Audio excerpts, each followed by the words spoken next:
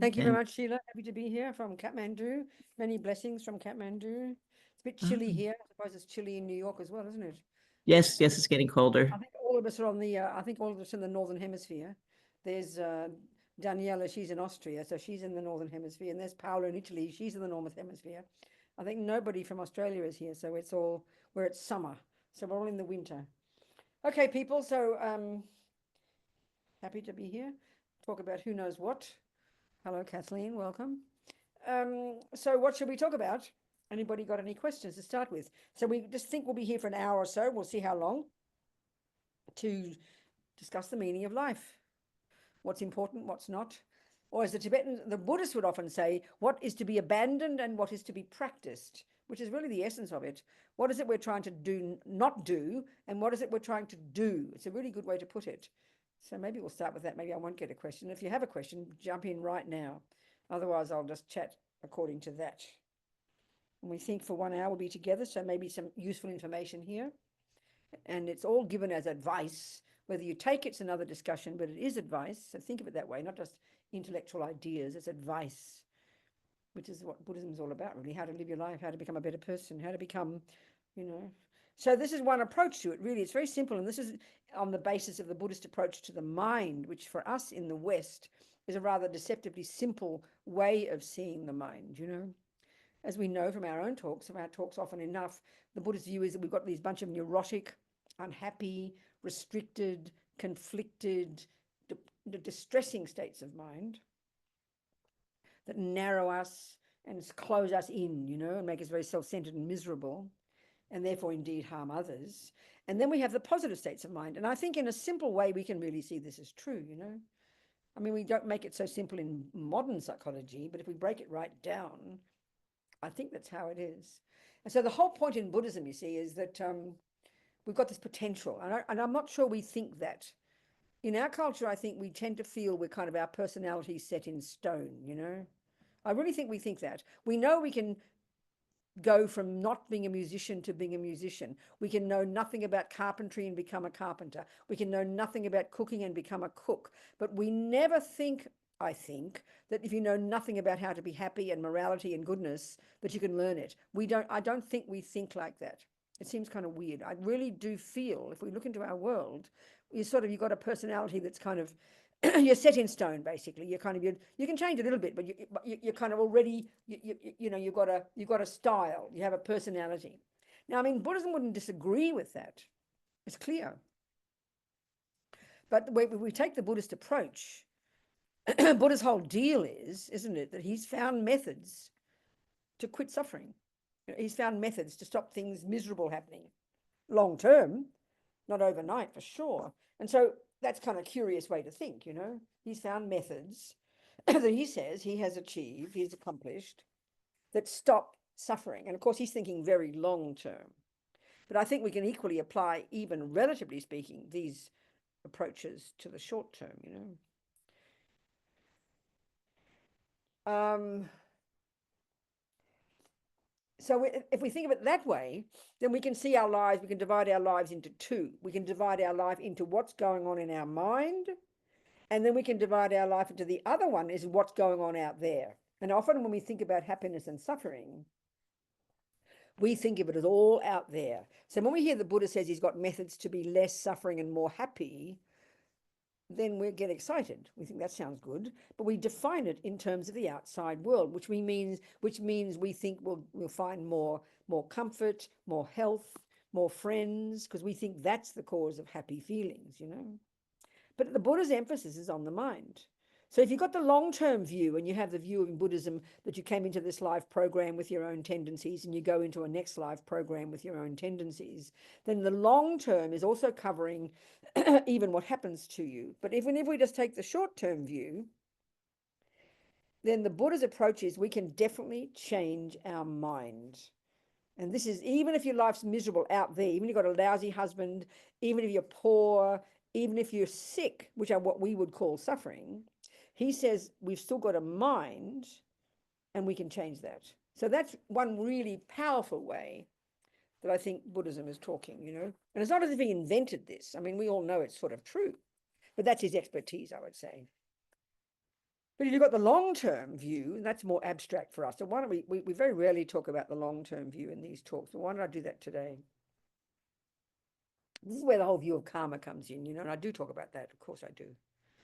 Which is the bigger picture in Buddhism, that the whole universe, these trillions of sentient beings, are all driven by this natural law called the law of karma, which means that everything every sentient being thinks and does and says is the very process itself that produces the person we become.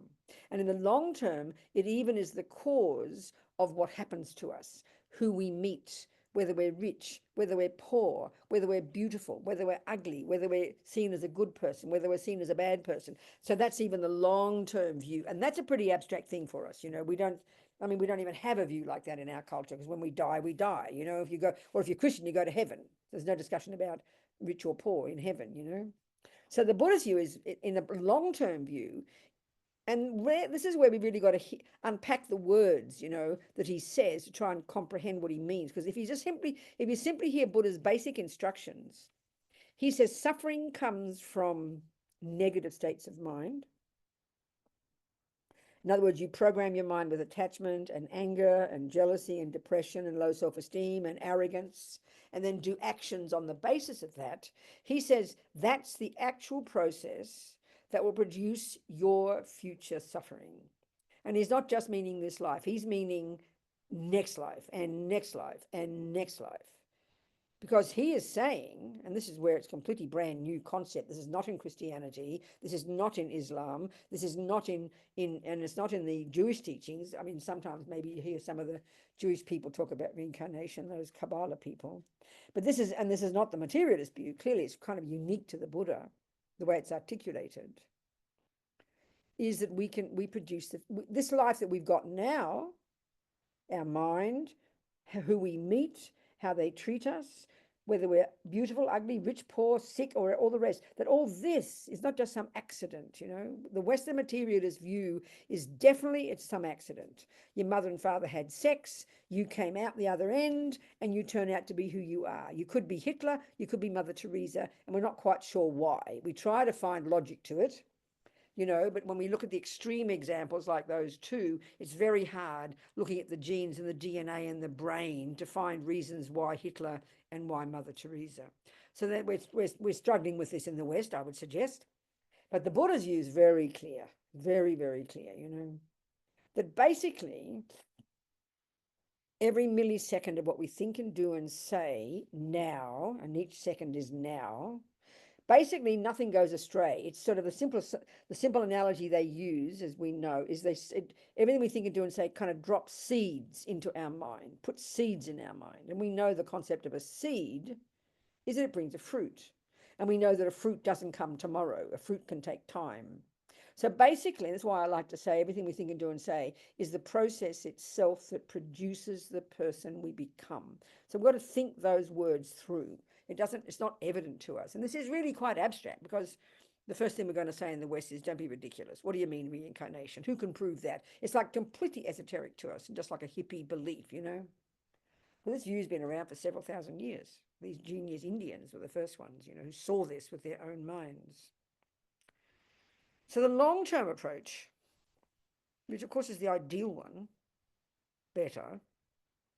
If you've got a garden, we understand the long-term approach. You don't just go and, you don't just sort of pop a little flower in the ground fully grown and say, oh, now I've got a nice garden. You've got to have a long-term approach. You've got to pull out the weeds. You've got to know what a weed is. You've got to pull them out. You've got to maintain the garden, and you've got to find what you want to grow.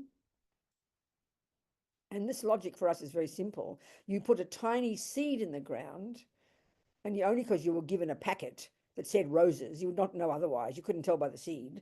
And you put it in the ground, you nourish it for a while, a rose will come. So we know that, and it takes time. It takes time. So we understand that when it comes to gardening. But somehow when it comes to getting happy, we've got no patience. We want it now. We want our rose bush now, isn't it?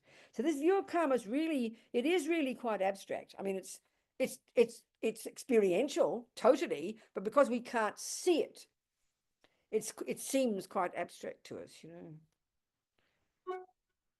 So then if we hear that Buddha says, that virtuous actions bring happiness and non-virtuous actions bring suffering. That's his fundamental point. Extremely simple. That's two simple sentences. But you've got to unpack that to understand it, And that means we have to understand that, there are 4 ways in which what we think and do and say now will ripen in the future. I like to think of it as 4 tracks of karma, 4 tracks, 4 separate little bank vaults into which our seeds drop, which then produce 4 different kinds of fruits. I mean, it's clearly the workings of all this are highly complex. And remember, this is not punishment and reward. Buddha does not assert a creator. There's no such concept. This is not just random. This is according to the Buddhist view, is totally logical. And this is coming from the experience of these great yogis, coming from the Buddha. So this is the experience of people who've practiced this. They're telling us this is like they're like these botanists telling us how this law of karma works, So what is this simple law then? The basic one is there are 4 ways in which what we think and do and say will ripen using the seeds. Very simple. So the first one, the main one, is a type of rebirth. So this course is incredibly abstract for us. This is so abstract. I mean, there's no, Christianity talks at least about humans and animals and hell beings. I think there's 3 kind of categories of types of beings, aren't there? That's it. Hindus Hindus have a similar view. Buddha has a similar view to the Hindus. There's more variations of types of rebirth, Some of them we as humans cannot possibly see, and some we can see. The only ones we can see are human and animal.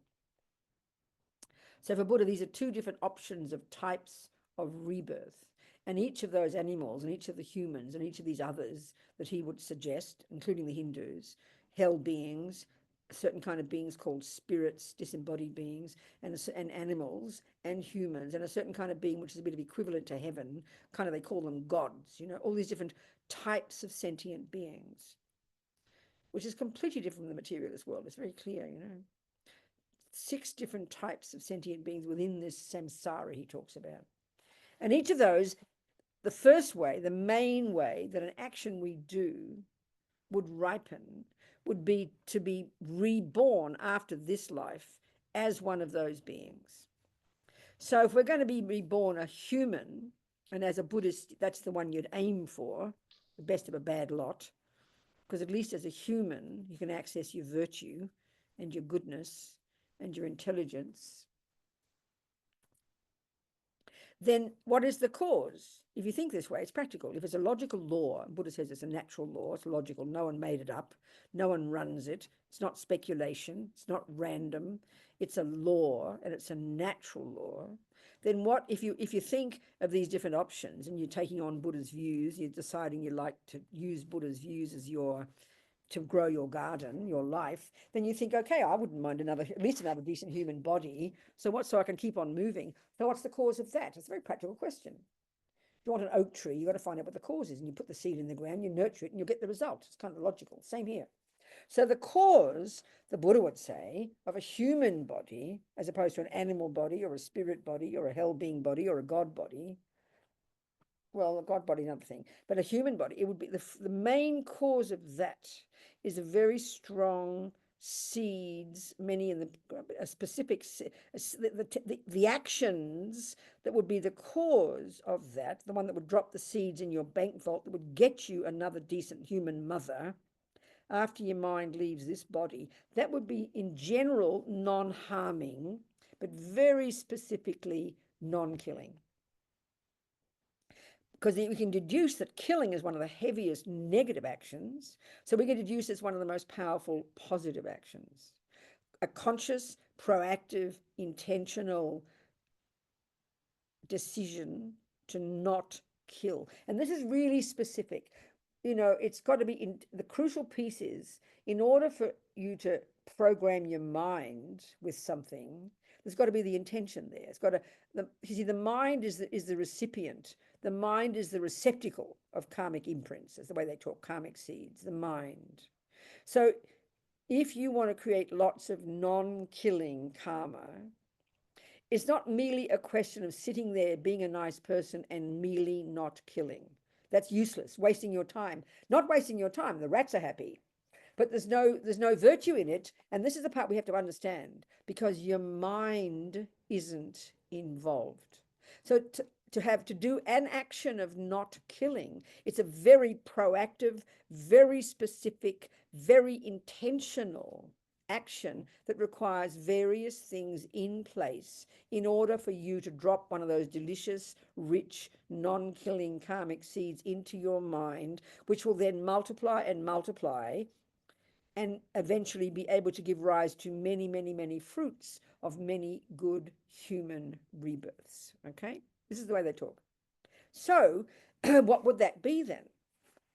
So this is a really major point. Karma is incredibly intentional. Just being a nice person isn't enough. You know, we could, or maybe most of us sitting here together now could say that we don't have a strong tendency to kill. We can say that. I mean, perhaps we can say that, you know, you'll know yourself.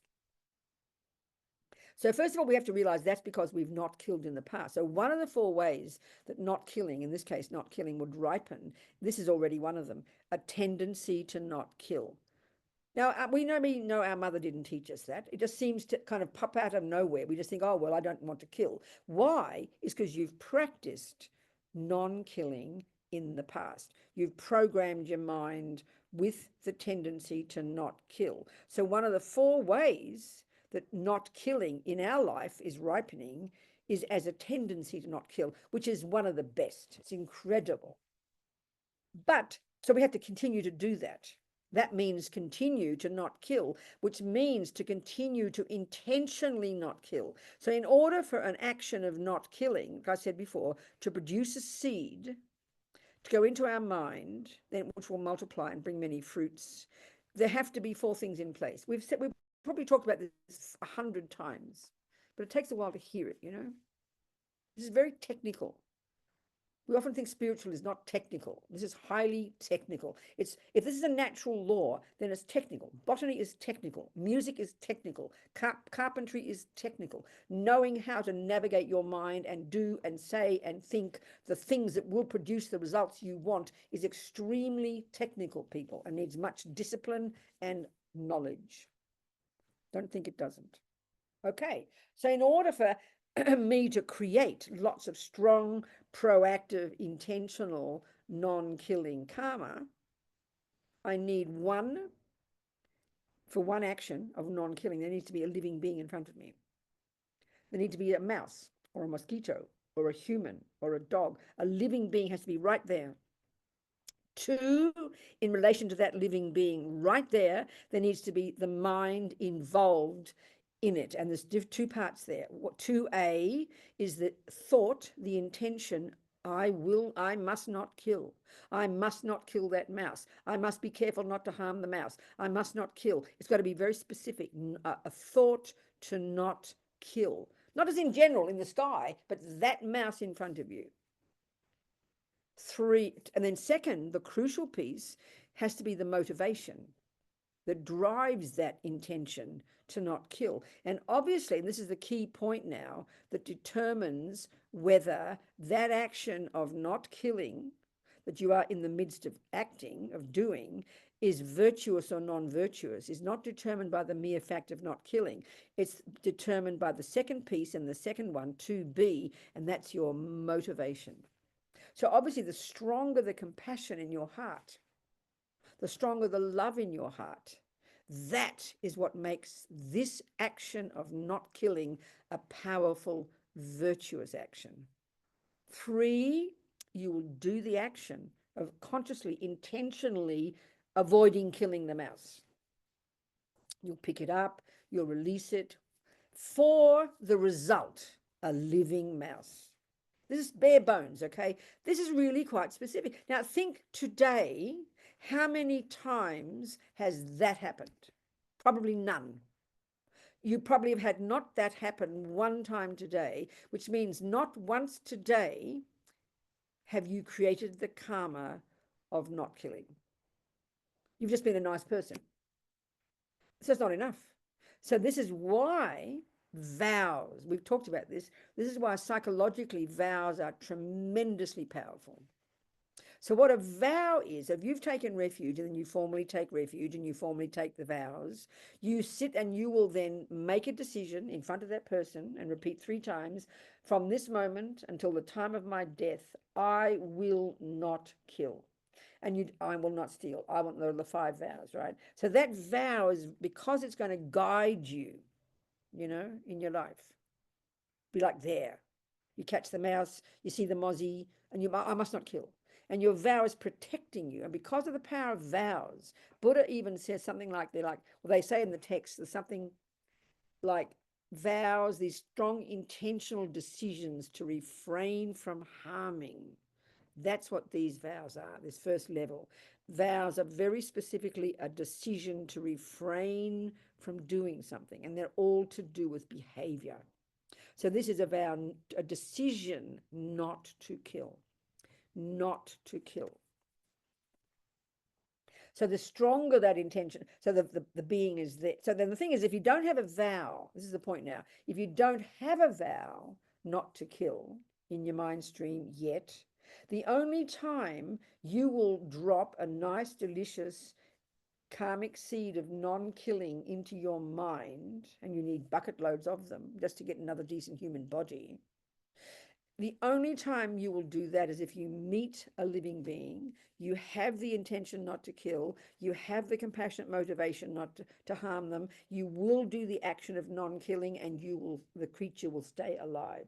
That's called a complete action of killing, of non-killing. That's very intentional. Just being a nice person and not killing does not mean you're creating any virtuous karma of non-killing, because it's not intentional. The mind has to be involved. The main meaning of the word karma, the main karma action, they say, is intention, mental action. Mental. If intention, I will, if volition, I will, is not there, there's no karma created. Even if you kill the mouse, it's the exact opposite. 1, there's a mouse. 2, your mind is not involved. There's no intention to kill, and there's therefore no motivation, because you don't see the mouse. 3, the mouse escapes and is a happy mouse. That's an action. No, sorry, you kill the mouse. That's an action of killing. 1, there's a mouse. 3, you killed the mouse, your foot went on the mouse, and 4, a dead mouse. But because your mind wasn't involved, because there was no intention to kill, and because there was no motivation, there was 0 karma of killing. Equally with the virtuous karma. So if we want to create bucket loads of virtuous karma, which bare minimum we would have done in the past in order to simply be the person we are right now. Lama Zopa says it, and I'm paraphrasing, if we really knew how much virtuous karma we must have created in the past within a spiritual practice, and not just that, but within living in the vows in a spiritual practice, just to be the person we are now, with our mind, with our thought to continue to practice Dharma, with the conditions we've got and our qualities and all the rest of our life, it would blow our minds.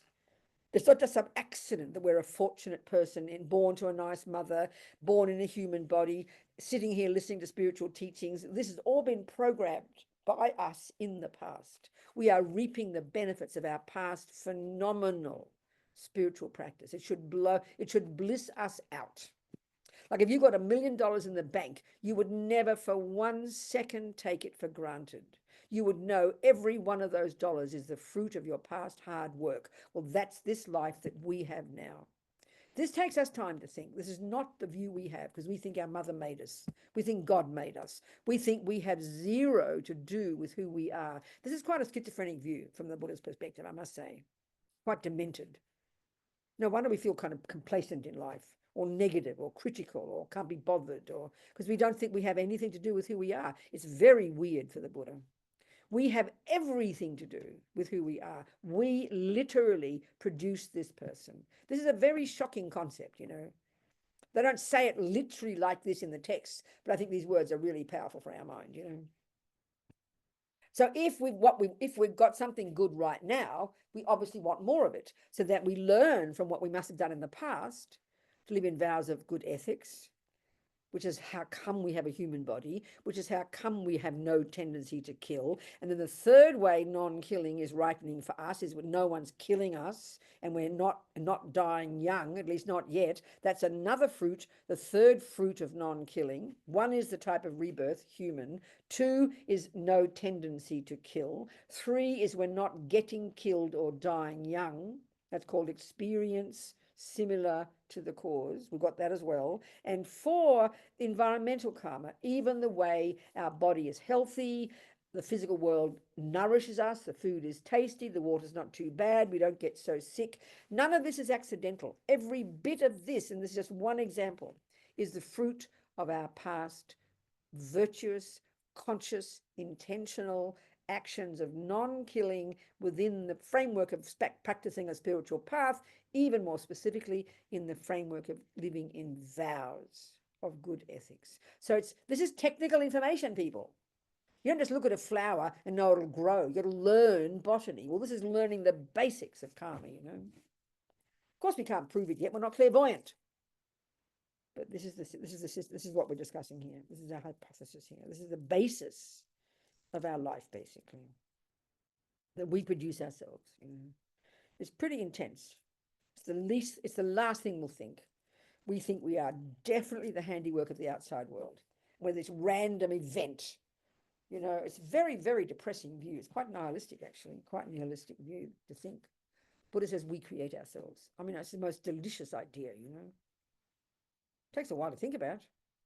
So vows are really powerful psychological way to live, because they imprint deeply into our mind these tendencies to not kill, not steal, not lie, you know, not harm others in general, you know. That's what vows are all about. They're all about behavior, not about the mind, a way about molding our behavior. In the same way that, just like I talk, if you learn to drive a car, it's very specific. You probably have a list of a couple of hundred vows. I will not do this. I will not turn the wheel left if I'm turning right. I will not put the foot on the accelerator at the same time as the brake. We have hundreds of things we learn, which are called don't do. We learn it, we internalize it completely and memorize it. We don't call it a vow, but that's exactly what it is. And why do you do that? To turn you into a better car driver. So why do we want to live in the vows of not killing, not stealing, not lying? To turn ourselves into a nice human being, bare minimum. But not, you know, this has got long-term results. These are long-term results, you know, not just next week. So this is where we've got to start understanding the 4 ways that karma ripens. So, you know, another one, let's say another example might be the tendency to steal. Let's have a look at that. So let's say you look into your mind and you'll see you have no thought to steal. And that's because you've practiced not stealing in the past, probably lived in vows of not stealing. How wonderful. But or maybe not lived in a vow, because as I said, there are 4 ways any one action can ripen. So you might be born as a human, fruit of non-killing. You might have a tendency to not kill, fantastic. You might even have a tendency to not steal. But the third way that karma ripens is called experiences, similar to the cause, which is what happens to you. And you might be poor. You might never get a job. The bank doesn't give you credit. You get stolen from. You can never make ends meet. And we look at the world. This is huge, you know. So you've got no tendency to steal, specifically stealing. So there's also an action of generosity. You might be very generous, and you might also not steal. These are 2 things. So the fruit of stealing would be you'd be stolen from, or you can't make ends meet, or you don't get credit, or people don't pay their bills. That's a really common experience. We can see that. Forget the generosity one, okay? It's really obvious. So you could have a tendency to not steal, but you haven't purified all aspects of stealing. So now you have the third one, which is called experience similar to the cause of stealing, because you haven't purified all aspects by living in vows. and then you will get stolen from. This is a really common thing in life. And this is what I think is why the major way that we suffer in our world, because we say, but I'm a nice person. I don't steal. Why do I get stolen from? So we think there's something wrong with karma. But it's not like that. Karma ripens in 4 ways. Karma ripens in 4 ways.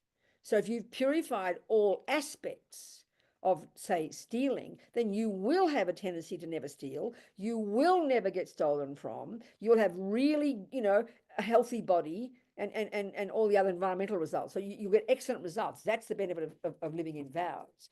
But if you don't live in vows from the past, not now, from the past, then you'll still have the other results, The worst one, of course, is you've got a human body, which is the fruit of not killing.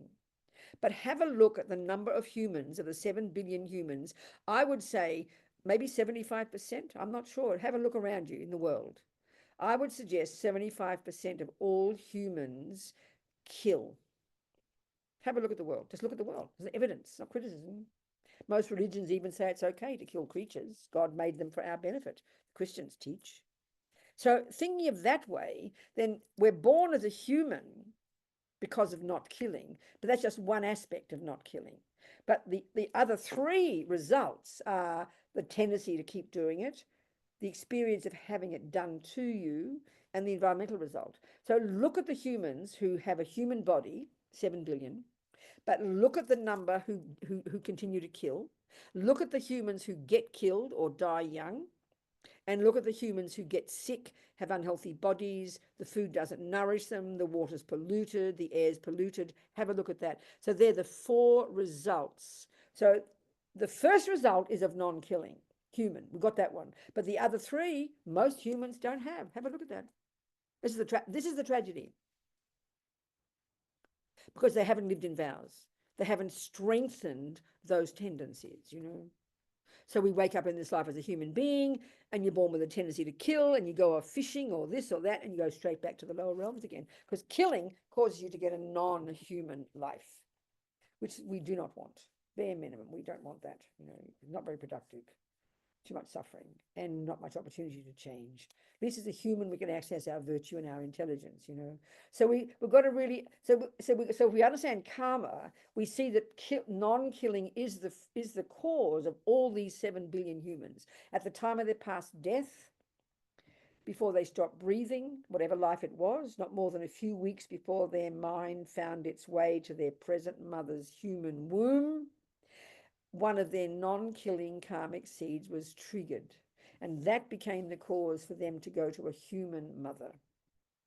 But because they hadn't purified all aspects of killing, they'd been in the lower realms in the past, that exhausted the main killing karma, so they get a human body again, but they haven't purified the other 3 ways. So the residual results of their past killing haven't been purified, so they either continue to kill and or get killed and die young and or are unhealthy and sick.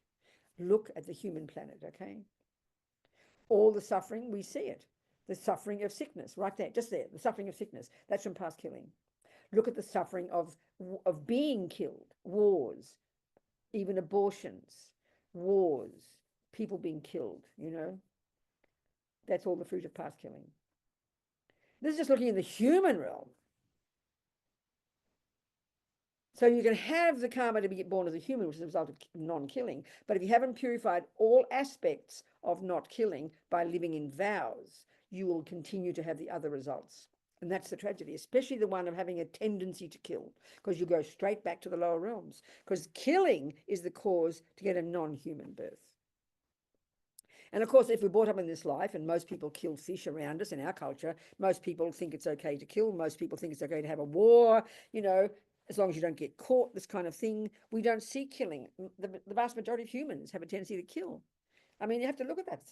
And that's because they haven't lived in vows of not killing. So if like a miracle, find human beings who have all 4. 1, a human body. 2, no thought to kill. 3, live to a ripe old age. 4 are fat and healthy, and the world nourishes them. They're the 4 results of not killing, and that person is the proof of having lived in vows of not killing. In other words, vows psychologically are so potent that it purifies the tendency to kill and enriches the results of good health and all the other qualities. This is the benefit of living in vows, and this is a really powerful way we can use and work with this law of karma. So we've got to think about all this, because it's not how we think. It's clearly not how we think. It's a completely different view of the world.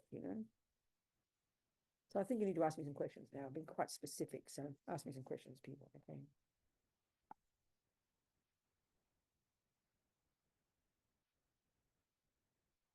Anything at all, please.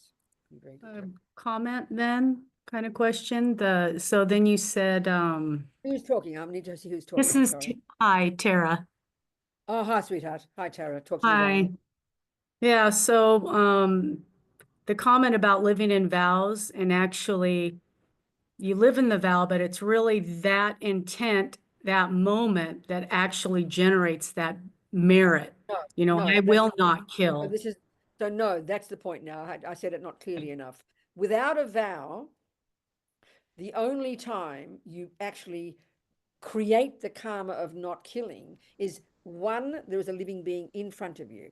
2, there's an intention not to kill, and there's compassion. 3, you actively don't do it, and 4, the result, a living being. Those 4 things in place, that is what will drop a complete karmic action, a complete karmic seed of non-killing in your mind. But if you live in vows without any intention, any motivation, 24 hours a day, keep the vow, you're ticking over the virtuous karmic seeds of non-killing. I didn't make that clear enough. That's the incredible difference. Yeah. Okay. Yes. Do you understand? Yes. So the more intention and the more compassion we have on top is a bonus. Of course. Do you understand? But that's the power of vows psychologically, I think. To really spell this out. That's the bonus. But I think to spell it out like this, if we like the view of karma, it's not enough just to say, oh yeah, it's karma, kind of a bit fatalistic. We've got to be a bit more specific, And this is Lama Zopa stressing it the whole time. It's all Buddha's teaching, but he really stresses this. And that's for me what I stress it, to be clear, because it's a technical thing. These are technical facts, and it's learning to make them. It's like if you're a good gardener, you learn the way to utilize the rules of botany to your advantage. You really learn to use them well. That's exactly all this is, That's all this is, And so this is why too it's got so this is where now, okay, so let's say in this life, we can still see, even if we're living in vows now, bad things continue to happen. There's no question. Things happen to us. So that means even though we have lived in vows in the past, still karmic results from who knows what lifetimes are popping up. So that's why, on the one hand, to be glad, because we're getting rid of the karma, that we're purifying, and you know why it's happening, and so you can make the most of it in your life. That's why we get sickness and suffering. Instead of self-pity and how dare it happen to me, we know we must have created it. And all the more because we're trying to practice a virtuous spiritual path, we are delighted that we're cleaning up our act, that the purification is coming. Because every time a negative thing happens, that's the end of that karma. Every time one negative thing happens, that's the finishing of that karma. So being delighted about it and knowing you're cleaning up your act, and then you strengthen your vows every day. It's this whole process of interpreting it accurately so it's optimistic and positive. This is really important to understand what's going on in our lives. Then we keep our sanity. I think one of the main ways we suffer in our modern world, because bad things happen to good people, which is how we talk, we're so confused. And one of the major ways we suffer when bad things happen is we're pulling our hair out going crazy. Why is this happening? I don't deserve it. We don't know why bad things happen. It completely blows our mind. That's why having the view of karma can be so stupendously psychologically powerful for us. If we take it as our hypothesis, it explains why good and bad things happen, so we can interpret our lives more intelligently, you know, and stay sane, not go crazy, you know, being pulled from pillar to post. So yeah, anyway, that's an important point. So thank you anyway, Tara. So any questions, people, dearest people, any questions of any description? Hi, I'm Kathy Pastina. Good morning. Hello, Kathy. Happy to see you, sweetheart. I'm happy to see you.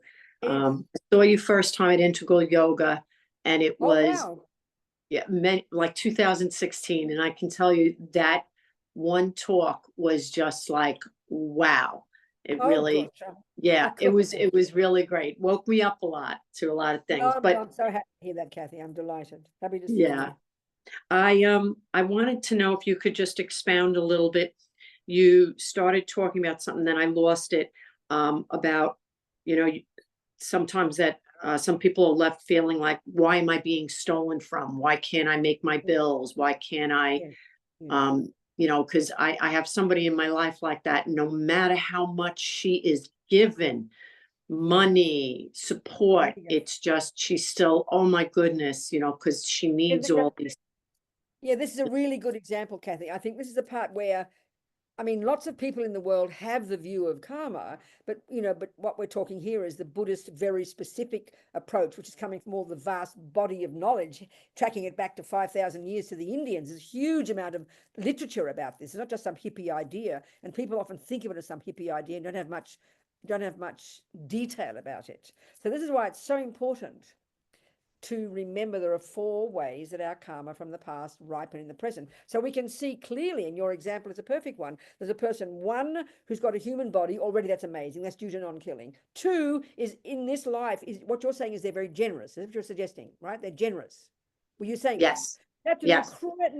not are they not stealing, but they're also just generous, which is an Yes. amazing action, such a beneficial thing. But the tragedy is they've got the third karma, which is called experience. The third track. See, the second track is what's in your mind, your tendencies.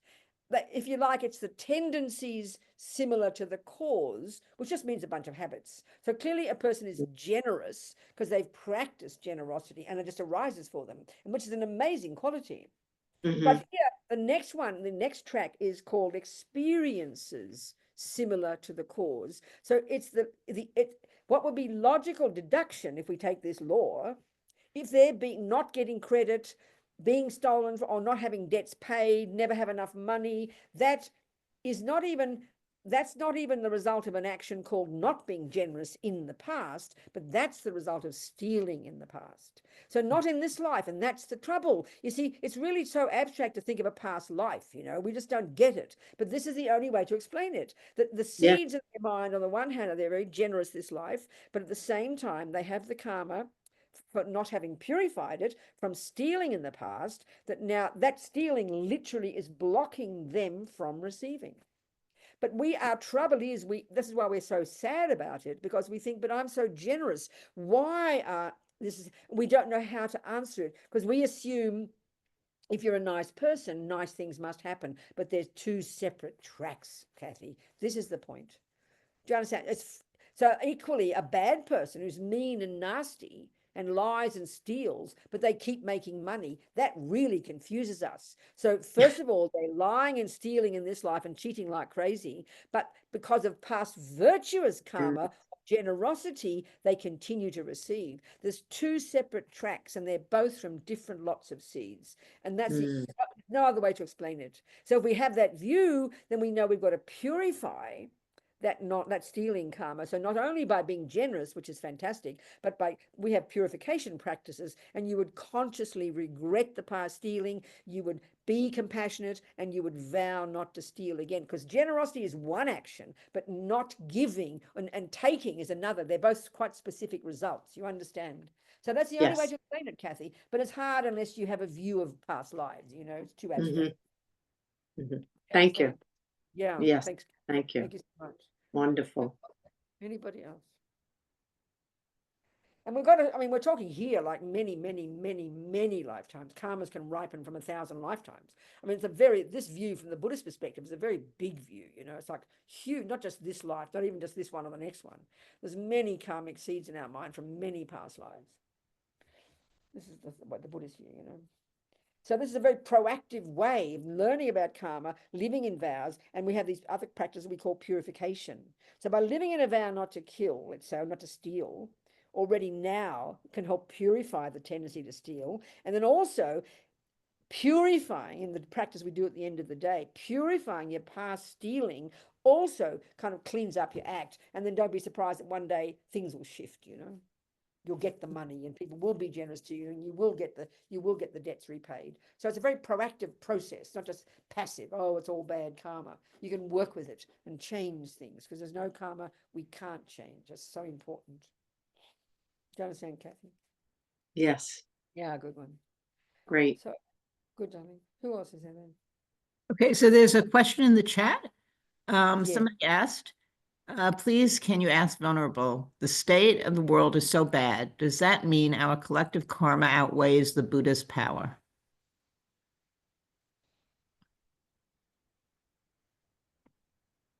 Outweighs the Buddhist power.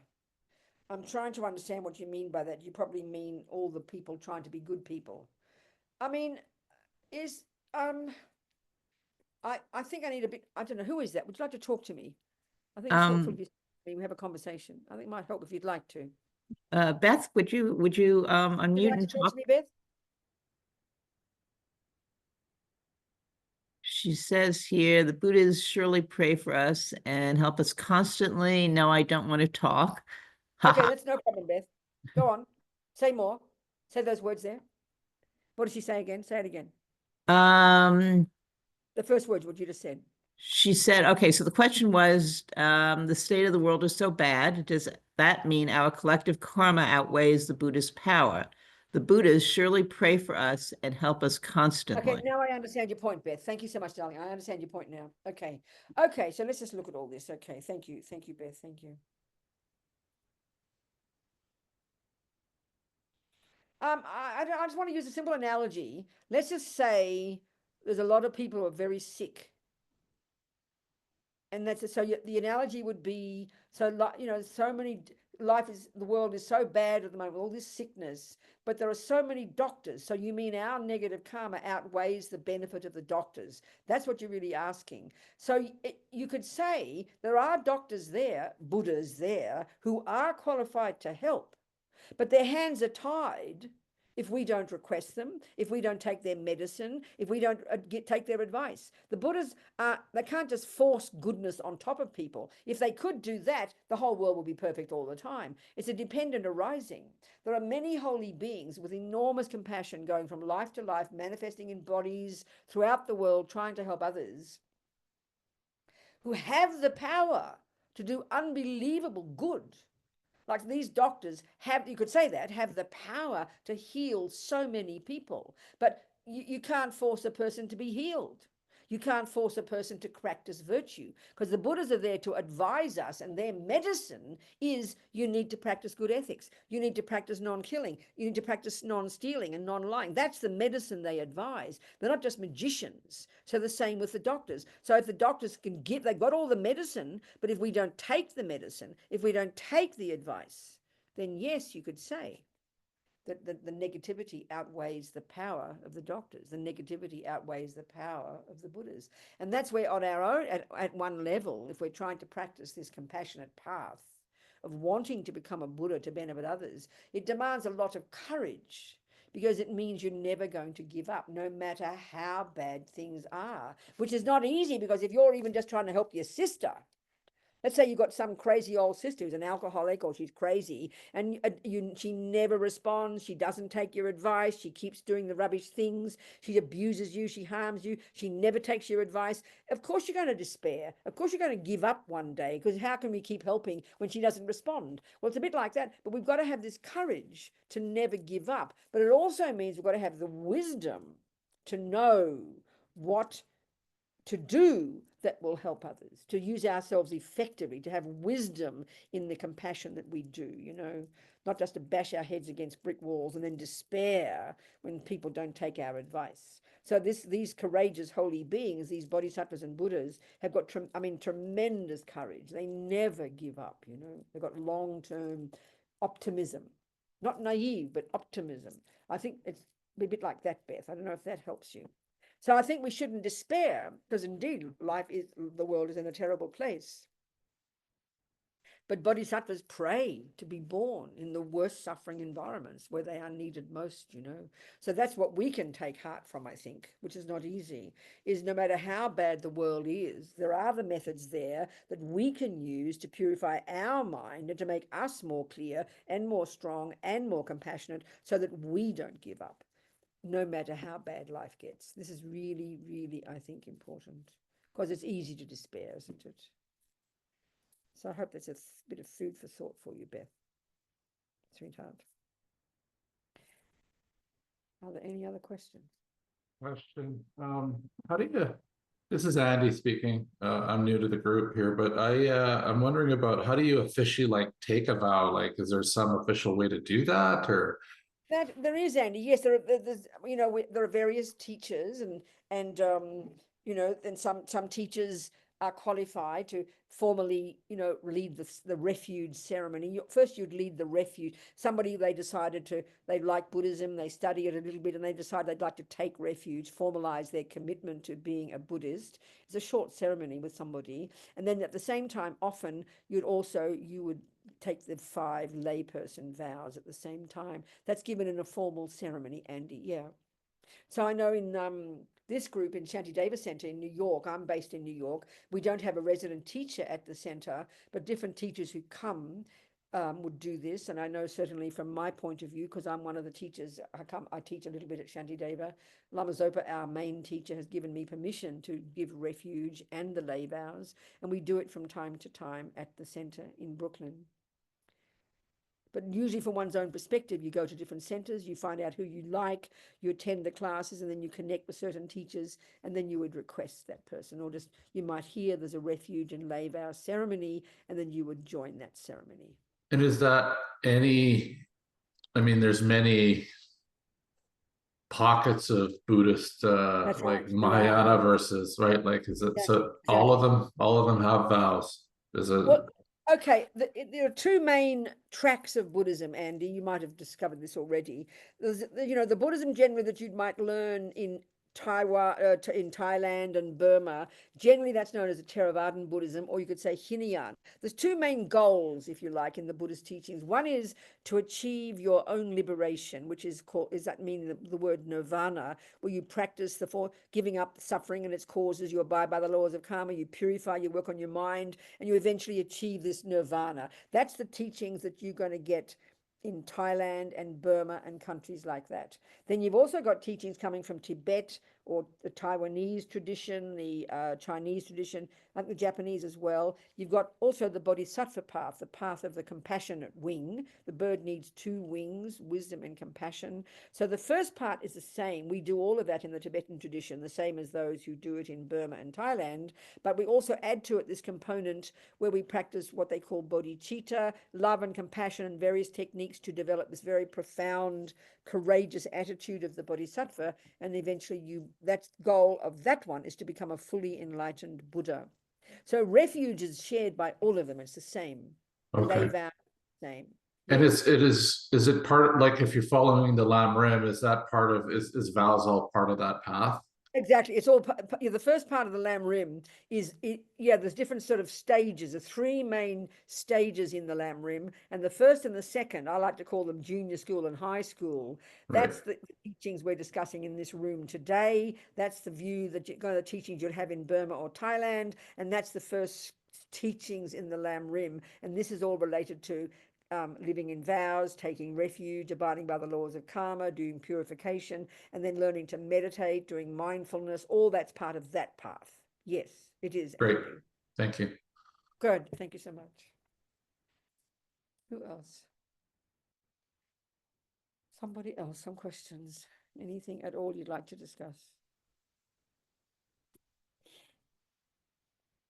Nothing? Yes, Beth. Talk to me, sweetheart. I think, Sheila, can you help Beth? Beth, we can't hear you. Can you turn up your volume?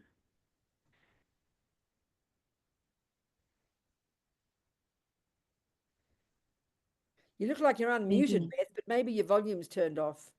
Check your volume button. No? Because you're unmuted.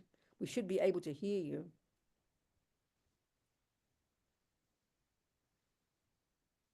What a pity. Because you're unmuted. You were muted before. Now you've unmuted yourself. That's good. But the volume your volume button must be turned off. I don't know. Is it? Can you see it? No, it's difficult. I know. I get so confused. Beth, I'm so sorry, darling. You might have to write it again. I'm so sorry. I will. Oh, here you go. I heard you. You just Oh, talked. can you hear me? Yeah. Now I can hear you. Well done. Oh, great. I didn't do a Congratulations. thing. Oh my God, isn't that fascinating? Oh my God. Um, Venerable, Come on. I wanted to just tell you, first of all, just thank you. Thank you. You mean so much to me and to my daughter, who is a student in New York. Wonderful. And we follow you on social media and attend your teachings. And honestly, it's just thank you. Just thank you. I'm so happy. Good, Beth. Picking up on the wisdom piece from before. Yeah. So one thing that I was curious about for, especially for my daughter when giving advice in with the Buddhist view and not wanting to overstep and let them have their own experiences and not sort of be the hammer, Right, exactly. especially since I have more experience with the Buddhist view than she Yes. does. Yes. But to keep that openness and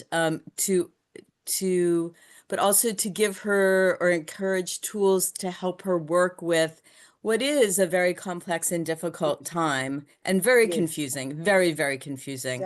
Exactly. And talk about impermanence. Yes. So what can I do to help cultivate that? I understand, Beth. I think the key, and there's being mother and daughter already, is that we know can be a big obstacle. So it depends on your relationship. But I mean, I think the key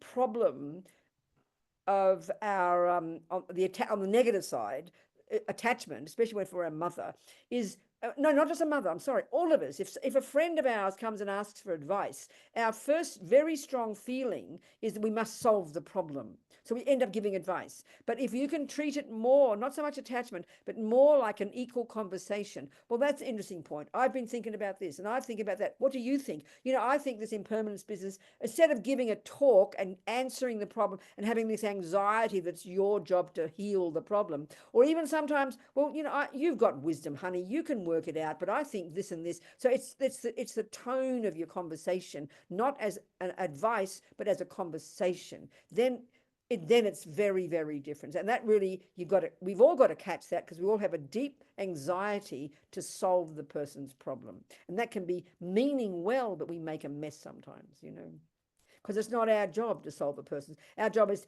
to open up ideas for them, suggestions, or even sometimes when we are having a hard time as the child, we can dump our responsibility onto our mother. And then, but sometimes the best answer is, well, darling, I admire your wisdom. I'm sure you'll work it out, So it's really got to have more, not so much attachment and anxiety to make it all nice. That's the biggest one, I'd say.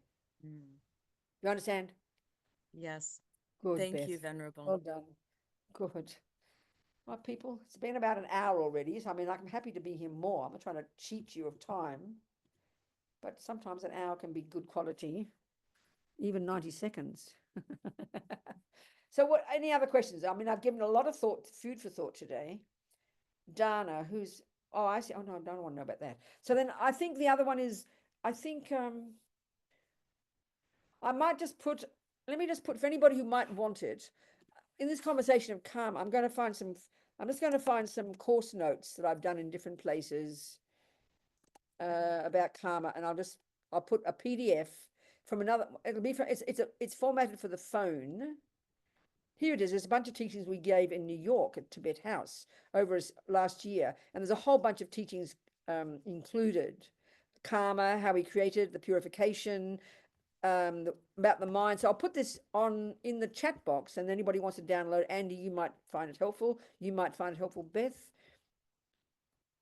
multiple presenter sharing. Can I have to share? I want to put something in the chat box. Can I do that? I can do that now, can't I? So anybody might like this. Some of you have been to my teachings before. You'll have this course notes, but there's a bunch of things in here that might be just all food for thought, what we've been discussing just now. Here, I'll put it into the chat box. There we go. Oh, it's a phone version. I don't want that one. Cancel it. Let me get the PDF. It's better to read that one. Here it is. There's no karma that can't be purified. And it's a series of teachings we provided as course notes for the teachings at Tibet House in New York last year, but it'll all be there. Food for thought there if you wanted it. Okay, it's in the chat box. You're very welcome to it. So I think we're just. I don't finished. see it in the chat box. Is that just me? I think it's probably. No, I don't see it either. Can you try to post it again, please? Well, I think it's probably. Isn't it probably downloading itself? Oh, You put maybe. it where you type the message. Is that where you put it? Where you type the message or not? Yeah. That's where it is. It's there. I can see it. Let me just. I haven't clicked the button. That's why. Here we go. It's coming now. Okay, see it now. There See it is. Yep, there it is. You're very welcome. Take that. There's a whole bunch of information about karma, purification, the mind, compassion, a whole bunch of stuff, all from the Lam Rim. By the way, Andy, it could be Nice. food for thought. Okay, so people just keep moving, keep questioning, keep looking, keep checking, keep thinking. As the Buddha says, don't believe a single word of it. Use your intelligence, think it through, make it sensible, make it reasonable. And then if you can apply something, even 1%, fantastic. So also make compassion grow and grow in the hearts of all. And may we have the courage to never give up. This is the most important in this crazy suffering world, okay? Jangchub semchog rinpoche, ma ke panam ke gyuchig, ke panyampa me payang, gong ne gong du pelvasho.